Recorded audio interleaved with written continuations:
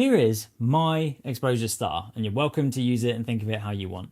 The way I like to do this is I'm going to put all those things we need to think about in specific places opposite each other. So the first one is my frame rate and its relationship was shutter speed, right? Those two things go together. So they live along the same axes, the same line. Our light that we want to control as filmmakers and our ND, they live in tandem. If it gets brighter, you turn your ND. If it gets darker, you take your ND off. They live along the same axes. And the final one is obviously what's left is ISO and aperture. Why I think this could be a more helpful way for some of you out there. I'm not saying, discard the exposure triangle fully. If it works for you, amazing. I'm just saying for me, this has allowed me to communicate to my students and to filmmakers another way of thinking. The point of this is you can start to see if I change one, how you have to change the other in certain situations. So if I just give these some numbers for now, let's say the ISO that is often used as a native one is 800.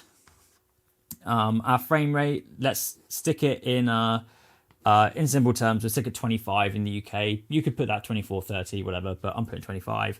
And our shutter has to then be 1/50 because you understand the relationship, hopefully. The rule of your shutter is double your frame rate. Your aperture, we'll put f4 for now. Let's say we've got like one stop of ND on there. And let's say the light is an arbitrary 50% brightness, right? Okay, here's how this works. If you decided to double your frame rate, let's say that frame rate, you're going to extend it to 50.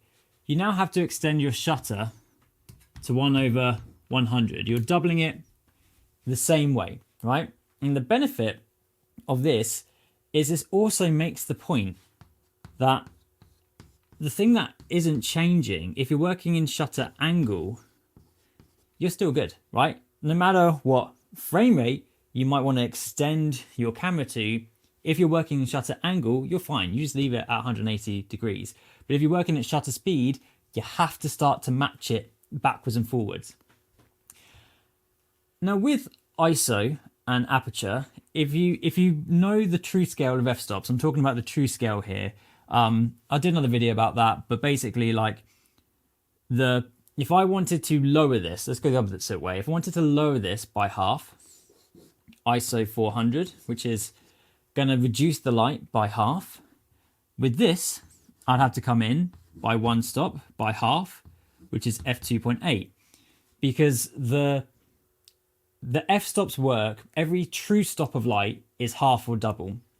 And same with ISO. Every true ISO value change is half or double. And then we get to our ND in our light. If you were to 2 stops brighter, you'd have to extend this to be 2 stops darker. That there is a film understanding with rules compared to the exposure triangle for photographers works fine. The exposure triangle for filmmakers makes a point. The exposure star allows you to understand the rules.